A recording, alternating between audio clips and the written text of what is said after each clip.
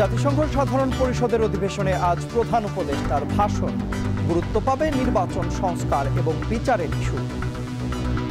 বাংলাদেশের ডেমোক্রেটিক ট্রানজিশনটা কীরকম হচ্ছে, ইলেকশন উত্তর কি হবে, আপনি কি করবেন, এই কোশ্চেনগুলো অনেকে বলে। জামায়াতের পিআর ও এনসিপির শাপলার দাবি আগামী নির্বাচনে প্রভাব ফেলবে না। চাঁপাইনবাবগঞ্জে ইসি আনোয়ারুল। ঘনবসতিপূর্ণ ঢাকার রাস্তায় সিঙ্ক হোলের ঝুঁকি, প্রকৌশলী ঠিকাদারদের অনিয়ম ও অবহেলা রোধে নজরদারির তাগিদ। তো যখন একটা পাইপলাইন করছে, সে গর্ত করছে, পাইপলাইনটা বসানোর পর মাটি ফিল আপ করছে, ঠিকাদার ওটাকে দুর্মুজ করে বসাচ্ছেন। আমাদের এখানে অহরহই এটা ঘটে।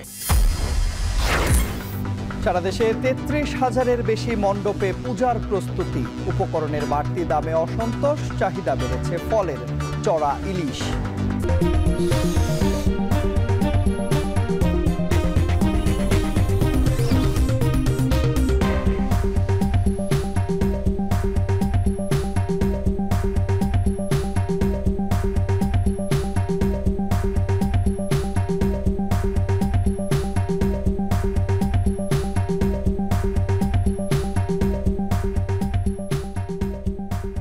স্বাগত। এখন বিকেলে পুরো আয়োজনে আপনাদের সঙ্গে আছে আমি তন্ময় কুমার রায়। শুরুতেই জানাবো জাতিসংঘ সাধারণ পরিষদের ৮০তম অধিবেশনের খবর। জাতিসংঘের সাধারণ পরিষদের অধিবেশনে আজ ভাষণ দেবেন প্রধান উপদেষ্টা ডক্টর মোহাম্মদ ইউনূস। থাকবেন দেশের ৩টি প্রধান রাজনৈতিক দলের ৬ শীর্ষ নেতা। ভাষণে আগামী নির্বাচনের মাধ্যমে ক্ষমতা হস্তান্তর, গত ১৪ মাসে সরকারের নানা উদ্যোগ, সংস্কার আর গণহত্যার দায়ে আওয়ামী লীগের বিচারের বিষয়টি বেশি গুরুত্ব পাবে বলে জানা গেছে। এছাড়া বাংলায় দেয়া ভাষণে রোহিঙ্গা ইস্যু ও ৩-0 বিষয়টিও বিশ্ব নেতাদের সামনে তুলে ধরবেন ডক্টর ইউনূস। নিউ ইয়র্ক থেকে আরও জানাচ্ছেন মাহমুদ রাকিব। ভোট গ্রহণের সুনির্দিষ্ট সময় নির্ধারণ, নির্বাচন পদ্ধতি, বিভিন্ন বিভাগের সংস্কার আর গণহত্যাকারীদের দ্রুত বিচার করা নিয়ে দেশের রাজনৈতিক অবস্থা অনেকটাই উত্তপ্ত। নির্বাচন ঘোষিত সময়ে হবে কিনা তা নিয়েও দেশের মানুষের মধ্যে রয়েছে নানা শঙ্কা। এমনকি দীর্ঘ সময়ের মিত্র রাজনৈতিক দলগুলোর মধ্যেও ক্ষমতার মোহে তৈরি হয়েছে দূরত্ব। দেশের রাজনীতির যখন এমন লেজে গোবরে অবস্থা, তখন বিএনপি, জামায়াত আর এনসিপির ৬ শীর্ষ নেতাকে সাথে নিয়ে জাতিসংঘের অধিবেশনে রয়েছেন প্রধান উপদেষ্টা নোবেলজয়ী ডক্টর মোহাম্মদ ইউনূস। অধিবেশনে মূল আয়োজন ছাড়াও এখন পর্যন্ত প্রায় ২০টি দেশের রাষ্ট্রপ্রধান ও বিভিন্ন আন্তর্জাতিক সামাজিক ও অর্থনৈতিক সংস্থা প্রধানদের সাথে দ্বিপাক্ষিক ও সৌজন্য সাক্ষাতের পাশাপাশি বিভিন্ন সাইডলাইন ও হাই লেভেল আলোচনায় অংশ নিয়েছেন সরকার প্রধান ডক্টর ইউনূস, তার উপদেষ্টা পরিষদ ও সফর সঙ্গী রাজনৈতিক নেতারা। শুক্রবার জাতিসংঘ মঞ্চে বিশ্ব নেতাদের উদ্দেশ্যে ভাষণ দেবেন বাংলাদেশের সরকার প্রধান। বাংলায় দেয়া ভাষণে তুলে ধরবেন তার সরকারের নেয়া উদ্যোগ ও আগামীর কর্ম পরিকল্পনা। এবারই প্রথম দেশের রাষ্ট্রপ্রধান ছাড়াও ভাষণের সময় জাতিসংঘ সদর দফতরের হলরুমে থাকার কথা রয়েছে বিএনপি, জামায়াত ও এনসিপির ৬ শীর্ষ রাজনৈতিক নেতার।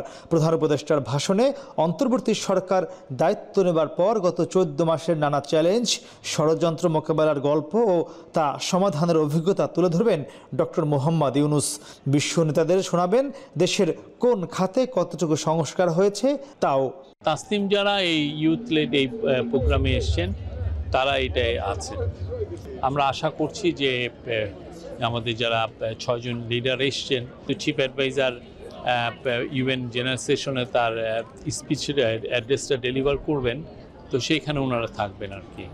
প্রধান উপদেষ্টার ভাষণে সবচেয়ে গুরুত্ব পাওয়ার কথা রয়েছে আগামী বছরের নির্বাচনের মাধ্যমে বাংলাদেশ কিভাবে গণতান্ত্রিক প্রক্রিয়ায় ফিরবে সে বিষয়টি। তার ভাষণে উঠে আসবে ফেব্রুয়ারিতে কিভাবে সুষ্ঠু, অবাধ ও অংশগ্রহণমূলক একটি নির্বাচন হবে সে বিষয়টিও। অ্যানাউন্সমেন্টে উনি যেহেতু দিয়েছেন যে ইলেকশন ফেব্রুয়ারিতে হবে, তো ন্যাচারালি আমাদের যারা বন্ধু দেশগুলো, সে ইতালি বলেন আর নেদারল্যান্ডই বলেন, তারা এটা জানতে চায় যে বাংলাদেশের ডেমোক্রেটিক ট্রানজিশনটা কীরকম হচ্ছে, ইলেকশন উত্তর কি হবে, আপনি কি করবেন, এই কোশ্চেনগুলো অনেকে বলে। সবার তো যেহেতু উনি সবার মানে একজন প্রিয় মানুষ, তো সবাই তো জিজ্ঞেস করেন আপনি কি ইলেকশনের পরে থাকবেন নাকি কি কোনো রোলে থাকবেন না। উনি বারবার সবাইকেই বলছেন যে না, কোনো রোলে উনি থাকবেন না, উনি আগে যে কাজে উনি করতেন সে কাজে ফিরে যাবেন। এছাড়া গণহত্যার দায়ে আওয়ামী লীগের বিচার নিশ্চিত করা, রোহিঙ্গা সংকট সমাধানের বিষয়টিও বিশ্ব নেতাদের কাছে উপস্থাপন করবেন ডক্টর মোহাম্মদ ইউনূস। হাসিনার আমলের 15 বছরে তারা বেশ কিছু ইলেকশন করেছে, সেগুলো তো আসলে ইলেকশন হয়নি, সেগুলো ফেক ইলেকশন হয়েছে। বিশ্ব নেতাদের উদ্দেশ্যে ভাষণ দেওয়ার সময় অন্তর্বর্তী সরকারের প্রতিনিধি ও রাজনৈতিক নেতা ছাড়াও যুক্তরাষ্ট্রে অবস্থানরত বাংলাদেশি ব্যবসায়ী নেতাদেরও জাতিসংঘ সদর দফতরে উপস্থিত থাকার কথা রয়েছে। বিশ্ব নেতাদের উদ্দেশ্যে দেয়া ভাষণে ডক্টর মোহাম্মদ ইউনূস এবার সবচেয়ে বেশি গুরুত্ব দিবেন বাংলাদেশের আগামী জাতীয় সংসদ নির্বাচন ইস্যুকে, যেখানে তিনি একটি অবাধ, সুষ্ঠু ও অংশগ্রহণমূলক নির্বাচন দিতে চান বলে এই ভাষণে তুলে ধরবেন। এর বাইরে গত 14 মাস এই অন্তর্বর্তী সরকার বাংলাদেশ পুনর্নির্মাণে কি উদ্যোগ গ্রহণ করেছে সে বিষয়টিও তার ভাষণে গুরুত্বসহ উঠে আসবে। তবে সব কিছু ছাপিয়ে যে বাংলাদেশের 16 কোটি মানুষ, বিএনপি, জামাত ও এনসিপির যে 6 জন শীর্ষ রাজনীতিবিদ এই জাতিসংঘে এসেছেন, সেদিকেই যে তারা তাকিয়েছে তা স্পষ্ট। মাহমুদ রাকিব, এখন জাতিসংঘ সদর দপ্তর, নিউ ইয়র্ক।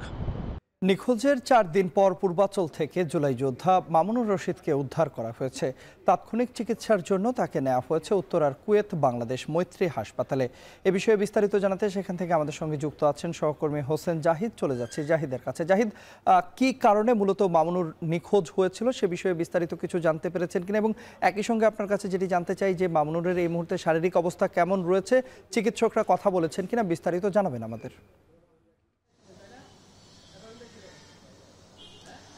তন্ময়, মামুনুর রশিদ যার কথা বলছিলেন, তিনি একই সঙ্গে বৈষম্য বিরোধী ছাত্র আন্দোলনের এক দায়িত্বশীল পদেও এক সময় ছিলেন। এর পাশাপাশি তিনি একজন জুলাই যোদ্ধা। কাজেই তার এই অন্তর্ধান, এই 4 দিনের যে নিখোঁজ কিংবা অন্তর্ধান যাই বলেন না কেন, সেটি আসলে এনসিপি, তারপর এনসিপি যে যুব শক্তি, এর পাশাপাশি বৈষম্য বিরোধী ছাত্র আন্দোলন এবং তার পরিবার, সবারই একটা উদ্বিগ্ন সময় পার হচ্ছিল। তবে আজকে সেই উদ্বিগ্নতা কিছুটা, অর্ধেকটা আমরা তার নির্ভার দেখতে পেয়েছি, কেননা আজকে দুপুরের পরপরই তাকে পূর্বাচল থেকে আসলে উদ্ধার করা হয়েছে। এবং যিনি জানতে চাইলেন তার শারীরিক অবস্থা এই মুহূর্তে কেমন, এই কুয়েত মৈত্রী যে হাসপাতাল, সেখানে তাকে ভর্তি করানোর পরে তাকে জরুরি চিকিৎসা দেওয়ার পরেই এখন তাকে কেবিনে শিফট করা হয়েছে। সেখানে তাকে নিবিড় পর্যবেক্ষণে রাখা হয়েছে। ডাক্তাররা একটু পরে আমাদেরকে অবগত করবেন তার শারীরিক অবস্থা কেমন আছে। একই সঙ্গে তাকে উদ্ধারের প্রক্রিয়ার সঙ্গে জড়িত ছিল উত্তরার যিনি ডিসি, পুলিশের যিনি কর্মকর্তা, তিনি, তার পক্ষ থেকেও একটু পরে এখানে জানানো হবে তার এই অন্তর্ধান কি কারণে হতে পারে, কোনো গোপন তথ্য আছে কিনা সেটা আমাদেরকে তারা জানাবেন। তবে গতকালকেও আমরা দেখেছিলাম তার পরিবারের পক্ষ থেকে উত্তরায় এবং আজকে সকালেও শাহবাগে মানববন্ধন করা হয়েছিল, সংবাদ সম্মেলন করা হয়েছিল। দুপুরের পরেও মূলত আপ বাংলাদেশ নামক একটি সংগঠন, তারাও উত্তরায় মানববন্ধন করছিলেন এবং সেই মানববন্ধন চলা অবস্থাতেই এই মামুনকে আসলে খুঁজে পাওয়া যায়, উদ্ধার করা হয়। এবং এই মুহূর্তে যেটি বলছিলাম, তার চিকিৎসা যেহেতু চলছে, তবে আশঙ্কাজনক কোনো তথ্য আমরা পাইনি, বরং এটি সন্তোষজনক বলতে পারি এই কারণে যে আসলে সবশেষ তাকে আসলে খুঁজে পাওয়া গেল।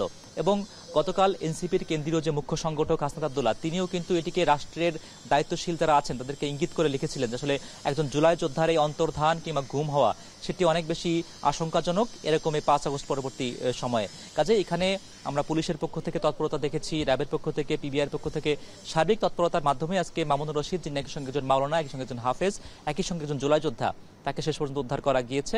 এবং এই মুহূর্তে তার চিকিৎসার পরবর্তী কি পদক্ষেপ নেওয়া হবে এবং যে জিডি করা হয়েছিল থানাতে, সেই জিডি পরবর্তী পদক্ষেপে কি হবে, কারা অভিযুক্ত, সে বিষয়ে কোনো হালনাগাদ তথ্য আছে কিনা আমরা পরবর্তী বুলেটিনে নিয়ে জানার চেষ্টা করব। তন্ময়, আপাতত উত্তরা থেকে ছিল আমার কাছে সর্বশেষ। নিখোঁজের 4 দিন পর পূর্বাচল থেকে জুলাই যোদ্ধা মামুনুর রশিদকে উদ্ধার করা হয়েছে। বিষয়ে বিস্তারিত জানাতে আমাদের সঙ্গে উত্তরা থেকে যুক্ত হয়েছিলেন সহকর্মী হোসেন জাহিদ। রাজধানী ও বিভাগীয় শহরের পর এবার জেলা উপজেলায় বিক্ষোভ করে পিআর পদ্ধতিতে নির্বাচন সহ 5 দফা দাবি তুলে ধরেছে জামায়াতে ইসলামী। কেন্দ্রীয় কর্মসূচির অংশ হিসেবে সকাল 9:30টায় নাটোরের স্বাধীনতা চত্বর এলাকা থেকে বিক্ষোভ মিছিল শুরু করে দলটি। পরে শহরের প্রধান সড়ক প্রদক্ষিণ করে নেতাকর্মীরা। এর আগে শহরের স্বাধীনতা চত্বরে 5 দাবিতে সমাবেশ করে জামায়াত। এ সময় পিআর পদ্ধতি বাস্তবায়ন না হলে কোনো নির্বাচন করতে দেওয়া হবে না বলেও হুঁশিয়ারি দেন বক্তারা। এদিকে একই দাবিতে কুষ্টিয়ায় বিক্ষোভ মিছিল করেছে জামায়াত। এতে অংশ নেয় জামায়াতের বিভিন্ন ইউনিটের কয়েক হাজার নেতাকর্মী।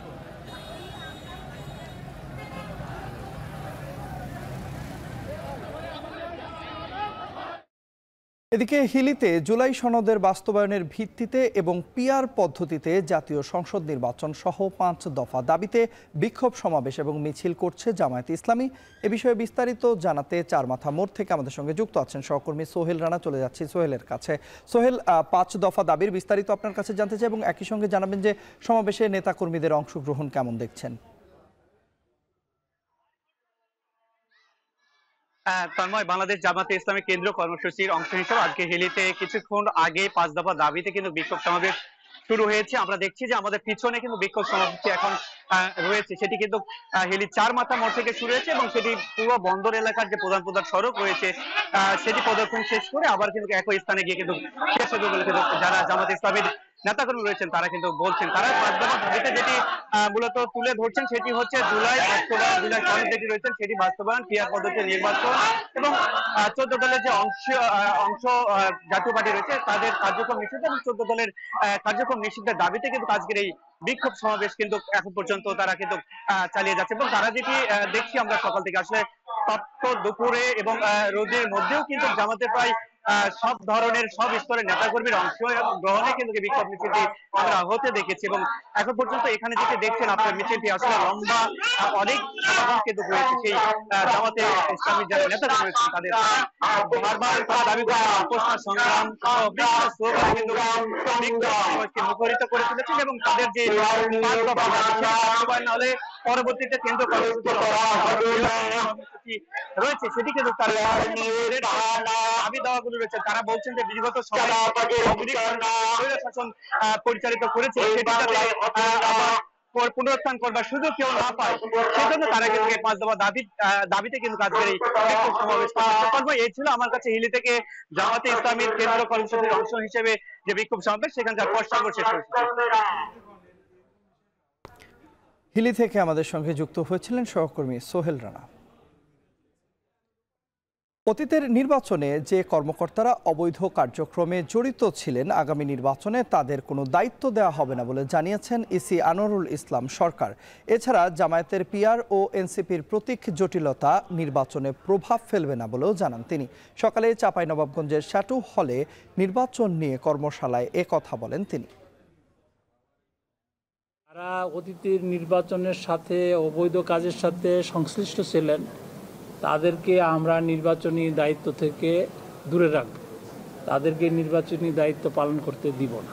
পিআর পদ্ধতি এবং একটি দলের প্রতীক বরাদ্দ বিষয়ক প্রশ্ন এগুলো নির্বাচনের ক্ষেত্রে কোনো সমস্যার সৃষ্টি করবে না। ঘনবসতিপূর্ণ ঢাকার রাস্তায় অপরিকল্পিতভাবে নির্মাণ কাজে বাড়ছে সিঙ্ক হোলের ঝুঁকি। তবে দেশে প্রাকৃতিকভাবে সিঙ্ক হোলের হওয়ার শঙ্কা নেই। ঠিকাদারদের অনিয়ম এবং প্রকৌশলীদের অবহেলা রোধ করা গেলে ঢাকার রাস্তায় সিঙ্ক হোল হওয়ার ঝুঁকি দূর করা সম্ভব বলে মনে করছেন বিশ্লেষকরা। আরও জানাচ্ছেন আরিফ হোসেন। 2019 সালের 13 সেপ্টেম্বর সকালে হুট করে সুন্দরবন হোটেলের সীমানা প্রাচীর ও বীরুত্তম সিআর দত্ত সড়কের একাংশ ভেঙে পড়ে। এ ঘটনায় ক্ষতিগ্রস্ত হয় রাজধানী সুন্দরবন হোটেল। সিঙ্কহোলের ধরন বিশ্লেষণ করলে ঘটনা একই রকম। তখন সিঙ্কহোলের বিষয়টি বাংলাদেশের মানুষের কাছে অজানা। পরে ধানমন্ডির একটি সড়কে হুট করেই রাস্তা ধসে পড়ে। সে ঘটনায়ও হতাহত হয়নি কেউ। তবে সেই ঘটনার মাধ্যমে বাংলাদেশের মানুষের কাছে পরিচিতি পায় সিঙ্কহোল।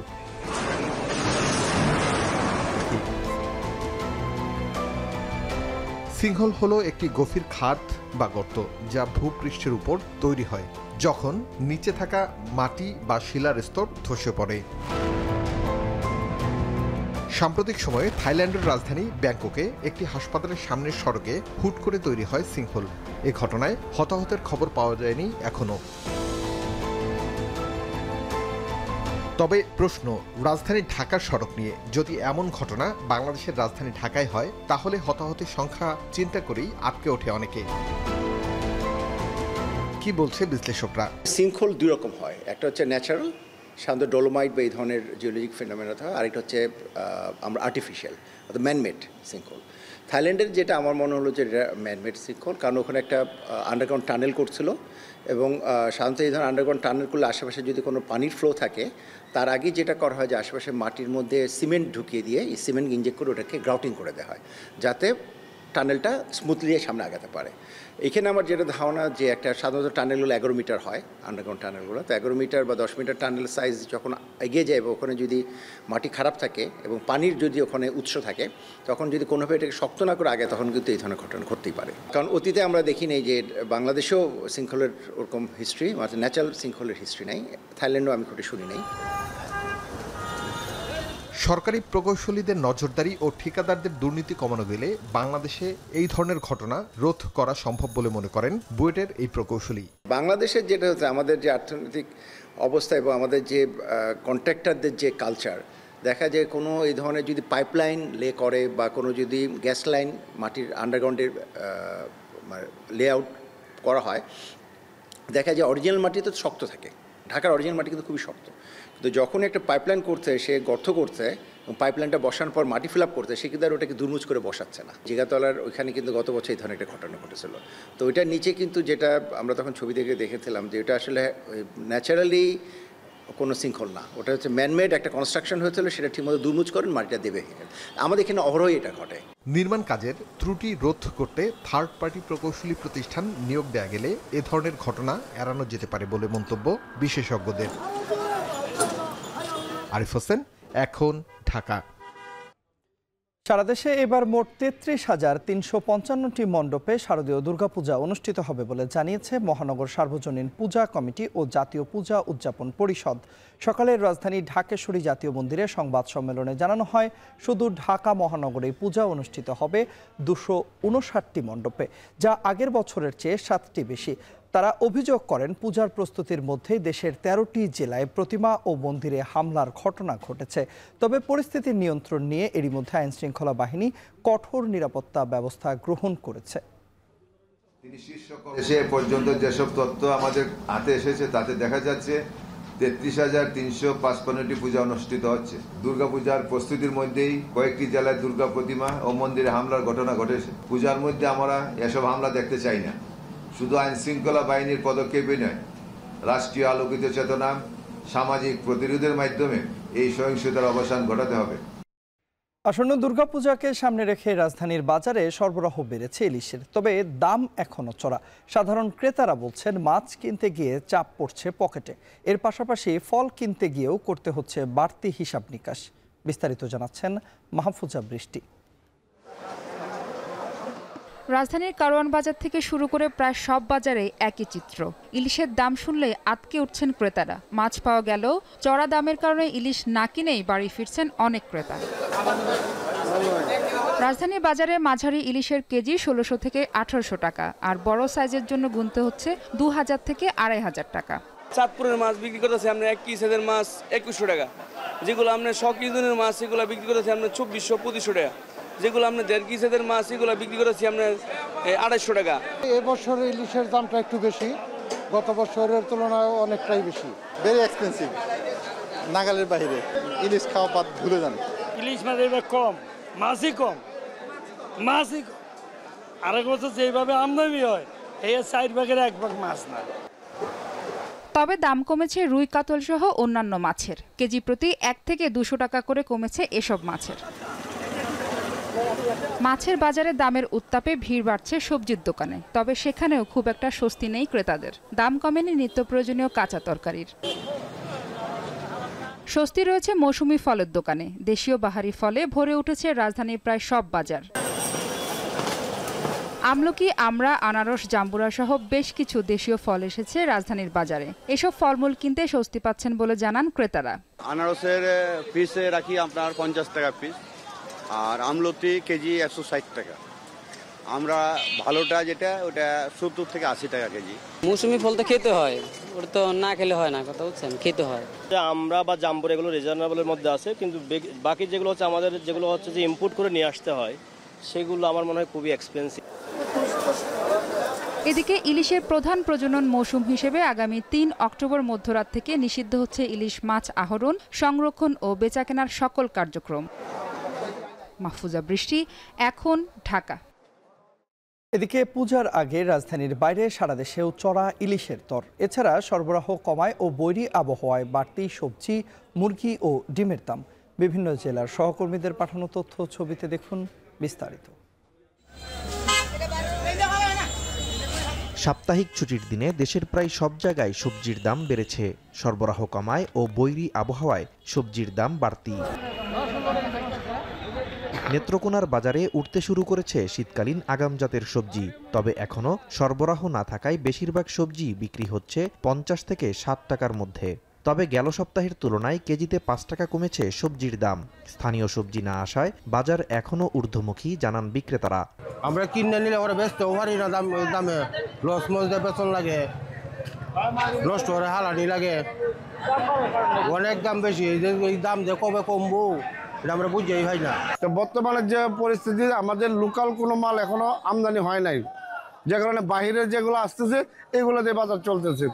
এদিকে সরবরাহ কম থাকায় এবং বৈরী আবহাওয়ায় ময়মনসিংহের সব ধরনের সবজির বাজার চড়া। সপ্তাহের ব্যবধানে প্রকারভেদে দাম বেড়েছে 20 থেকে 25 টাকা। ফুটবডি 100 টাকা বেচতেছি, ঝিঙ্গা বেচতেছি 60 টাকা কেজি, এটা বেচতেছি 100 দাম ভাই, ফলন নাই। এদিকে চট্টগ্রামের বাজারে পূজার আগে চড়া ইলিশ সহ অন্যান্য মাছের দাম।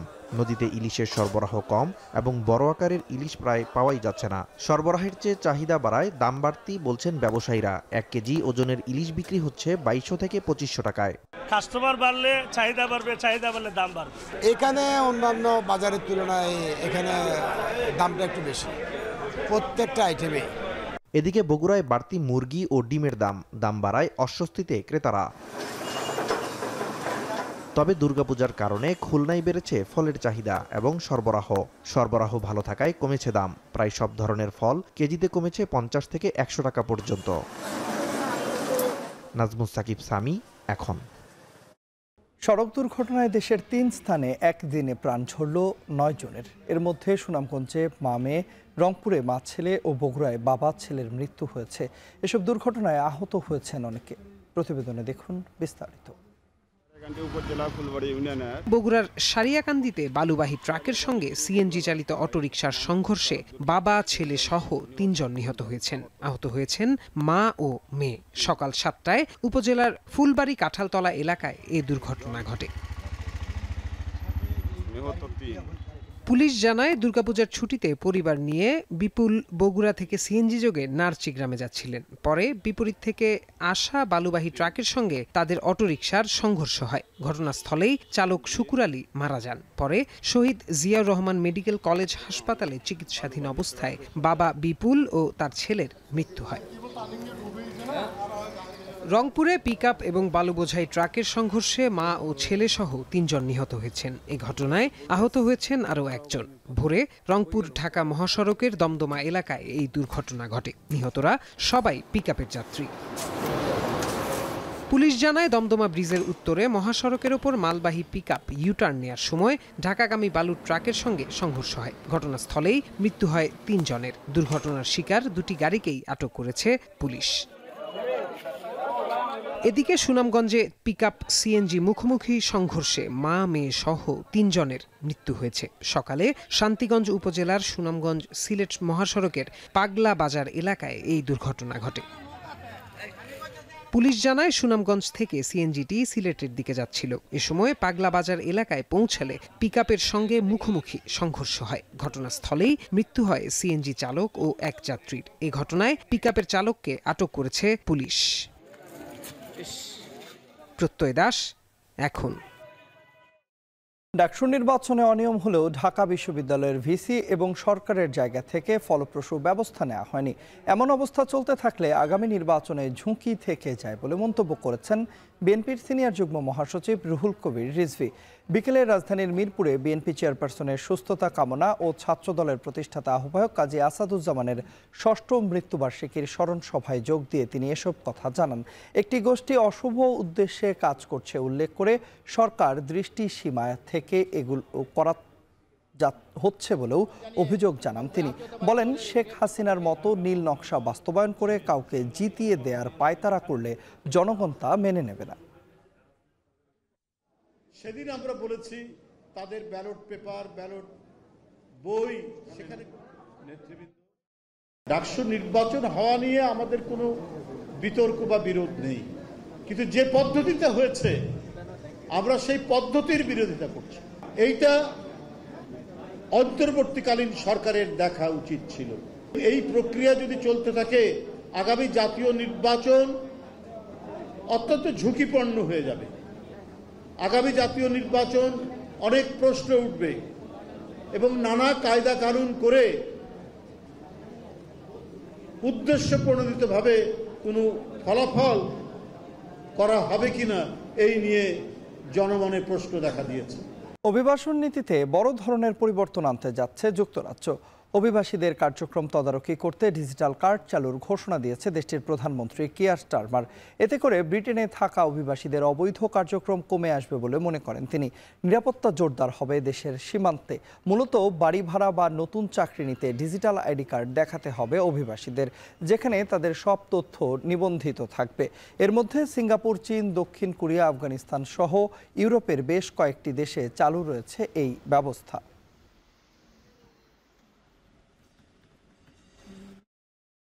বিদ্যুৎ ও পানি সংকটের প্রতিবাদে মাদাগাস্কারের রাজধানী আন্তানানারিভোতে বিক্ষোভে নেমেছে হাজারো মানুষ। বিক্ষোভ দমাতে স্থানীয় সময় সন্ধ্যা 7টা থেকে ভোর 5টা পর্যন্ত অনির্দিষ্টকালের জন্য কারফিউ জারি করেছে দেশটির সরকার। পূর্ব আফ্রিকার এই দেশটিতে জ্বালানি খাতে বিশৃঙ্খলা চলছে কয়েক মাস ধরেই। ক্রমাগত বিদ্যুৎ বিভ্রাট এবং সেই সঙ্গে পানির সংকটে অতিষ্ঠ সাধারণ মানুষ। প্রথম দিকে জেনজিদের উদ্যোগে সামাজিক যোগাযোগ মাধ্যমে আন্দোলন শুরু হয়, পরে তা দ্রুত ছড়িয়ে পড়লে সহিংসতায় রূপ নেয়। বিক্ষোভকারীরা সড়কে টায়ার অবরোধ করে, তাদের ছত্রভঙ্গ করতে রাবার বুলেট ও টিয়ার গ্যাস নিক্ষেপ করে পুলিশ। এ সময় হামলা চালানো হয় দেশটির প্রেসিডেন্ট সহ রাজনীতিবিদদের বাড়িতে।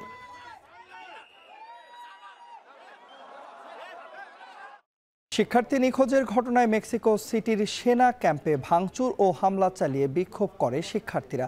তাদের দাবি 2014 সালে 43 জন শিক্ষার্থী নিখোঁজ হওয়ার বিষয়টি দেশটির সেনাবাহিনীর কাছে গুরুত্বপূর্ণ তথ্য আছে। এ সময় বিক্ষোভকারীরা সেনাবাহিনী ও পুলিশের বেশ কয়েকটি গাড়িতে আগুন ধরিয়ে দেয়।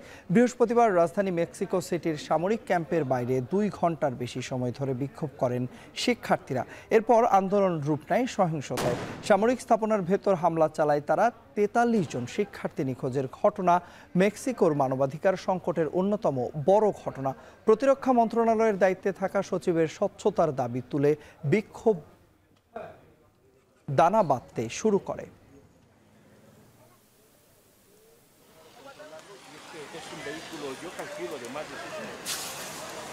এর মধ্যে দিয়ে চলে এলাম এখন বিকেলের আয়োজনের একেবারে শেষ প্রান্তে। তবে যাবার আগে শিরোনামগুলো জানিয়ে দিব আরও একবার। জাতিসংঘ সাধারণ পরিষদের অধিবেশনে আজ প্রধান উপদেষ্টার ভাষণ। গুরুত্ব পাবে নির্বাচন সংস্কার ও বিচারের ইস্যু। বাংলাদেশের ডেমোক্রেটিক ট্রানজিশনটা কি রকম হচ্ছে, ইলেকশন উত্তর কি হবে, আপনি কি করবেন, এই কোশ্চেনগুলো অনেকে বলে। জামায়াতের পিআর ও এনসিপির শাপলার দাবি আগামী নির্বাচনে প্রভাব ফেলবে না, চাঁপাইনবাবগঞ্জে ইসি আনোয়ারুল।